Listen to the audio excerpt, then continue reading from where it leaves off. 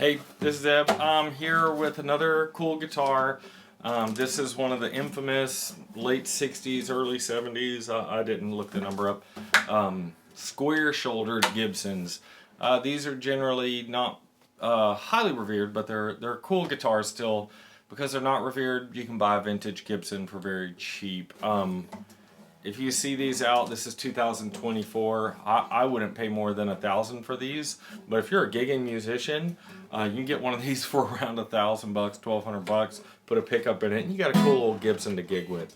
So, few features on it. This is back when they switched over, so we know it's after '69. They switched to the volute.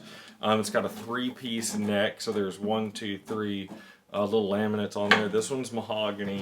Mahogany back and sides. I'm not sure if this is... Let's just check one thing real quick. Yeah, it's a solid back. And big old spruce top. They started bracing stuff pretty heavy back then. This doesn't look near as bad as some of the other ones, but these can get pretty heavy. This one doesn't sound bad. This belongs to a customer who worked on some of his other guitars.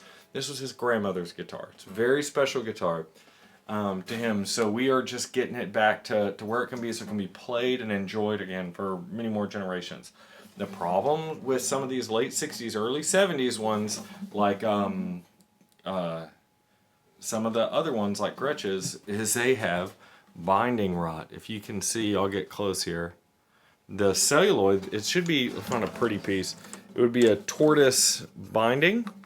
It's made out of celluloid, which is an oil product and a petroleum product, and it just like slowly combusts over time. And let me see if I can find a place here. If it starts doing that, you need to just get it replaced, because what'll happen is, yeah, here we go. I can just pick it out with my fingernails. It just crumbles, but it's also slowly gassing off. If it's in a case and it's doing this and you put it back in the case, as you can see right next to the frets here, hopefully it's visible, the frets will turn this weird green color next to it, and it'll just gas off in the case and cause all kind of nasty problems. So, oh yeah, real quick, this one has some beautiful, this is called bear claws, or a bear clawed on the tree. Not really, but that's what they call it. So we're going to replace the binding on this. This has a pretty junky shaped down bridge that is cracked. Got a crick right down the middle. And we are going to build a new bridge to replace this. And reset the neck angle so that it'll be able to take a nice tall saddle. Look, it's barely got a saddle on there. And as I've mentioned before, if that saddle is super low, you've got no break angle there, and there's no downward pressure of the strings, so you get no volume. Or you get very limited volume and tone. It just really mutes. The strings are just kind of tickling the top of that saddle, and if they get just a little bit lower than this, it'll just buzz and rattle right there. You can't even play it.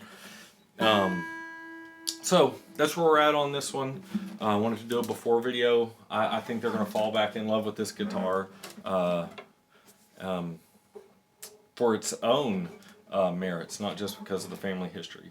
When we're done with it, I'm going to give a little demo before. These are pretty good sounding. They're definitely not 40s.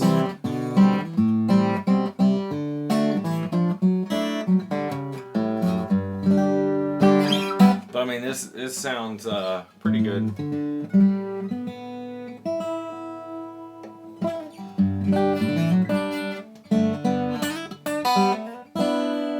Got a pretty balanced sound to it. It's just very low volume. I'm suspecting the volume is going to be fixed when we do this. One of the things you can do is tap on the top, and if the top sounds really lively, this one isn't super lively, but it's not bad. It should sound like a real goat skin bongo or something. It should sound like just explosive when you tap on it.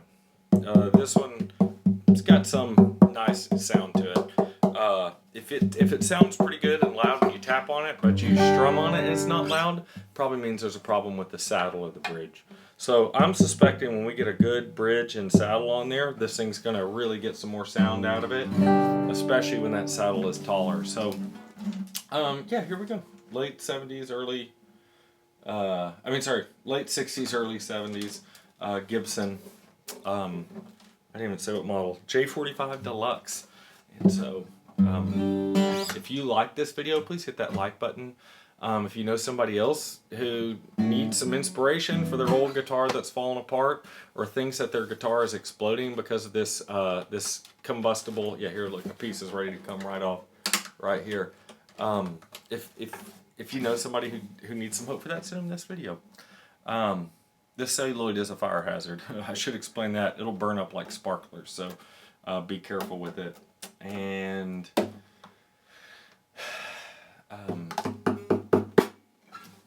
thanks for watching.